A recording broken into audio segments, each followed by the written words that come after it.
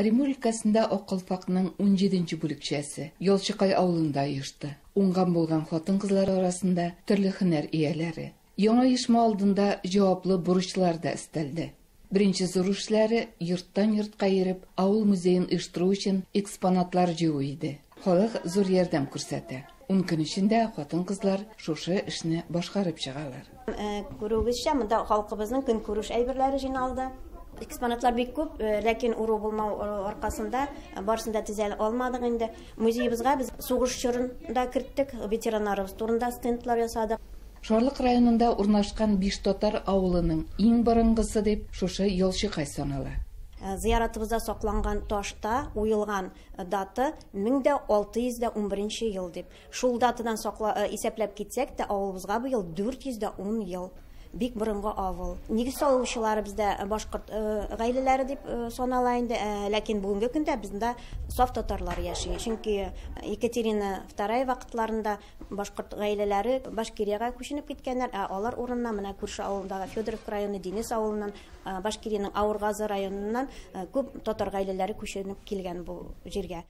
Музеебездә иң борынгы итеп менә бу сүлге эленеп тора. Датасынан карасак, 1890 елны шигелгән сүлге булган бу. Менә монда шигүле намазлык күрәсез, бу да 1600 елларныкы дип тасвирладылар безгә. Бүгенге көндә авылда 150 кеше гомер итә. Шулай булуына карамастан татарлар тырышып яши. Үз халкы белән горурланып, бөтен гореф-гадәтләрен саклап, аларны балаларына җиткереп яшәргә тырышалар. Ләкин мәктәп тарихыннан дигән язмалар да чын мәгънәдә тарих булып калган. Кызганычка каршы, безнең күрше бинада урнашкан, узак еллар эшләгән Тактар мәктәбебез ябылды.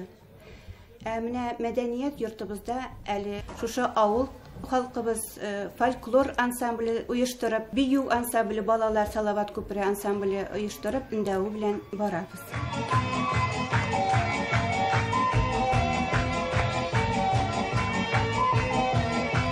Хәзер бу 6-нчы сыйныф укучылары да мәктәпкә көн сайын 25 чакрым ераклыктагы район үзәге Шарлыкка автобуста йөрергә мәҗбүр.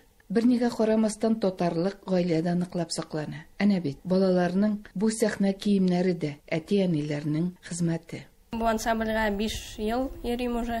Без монда җырлыйбыз, биебез, күп районнарга йөрдек. Мәдәният йорты каршында шатлык ансамбле дә эшләп килә. Төрле сәхнәләрдә осталыкларын күрсәткән төркем бүген дә авылдашларын шатландыра.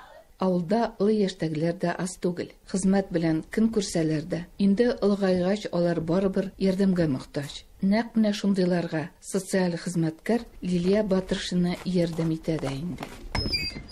Ассаламу алейкум.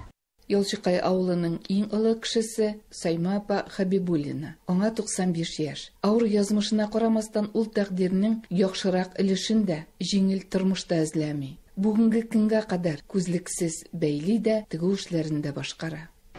Эшләмәгән бер эшем дә юк, мин 40-50 юрган сырдым. Кешеләргә сорам. Эмәгә барып, була ялып сорам. Рухи азыксыз да булмый. Авылда төзелгән беренче мәчет 1934 елга кадәр генә эшли. Оннан бинаны төрле оешмалар өчен кулланалар. Яңасында авылдашлар үз көчләре белән булдыралар. Манарада ай калка һәм ул үз вазифасын 1998 елда үти башлый. Самиаллаху лиман хамида. Аллаху акбар.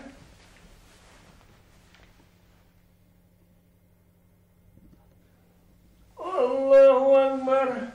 Bütün avulumuz dərrəv düzüdük. Sponsorlarımız oldu mına. Bizim inşallah mına avulumuzda fermerler var. Onlar bik zor yardım ko'rsatdi. Рухи байлыкны арттыру, туган телне саклау белән берлектә татар авылын яшәтү һәм үстерү эше. Ялчыкай авылы татарлары өчен өстенлекле юнәлеш. Оренбург өлкәсеннән Фирүзә Абсалямова, татарлар.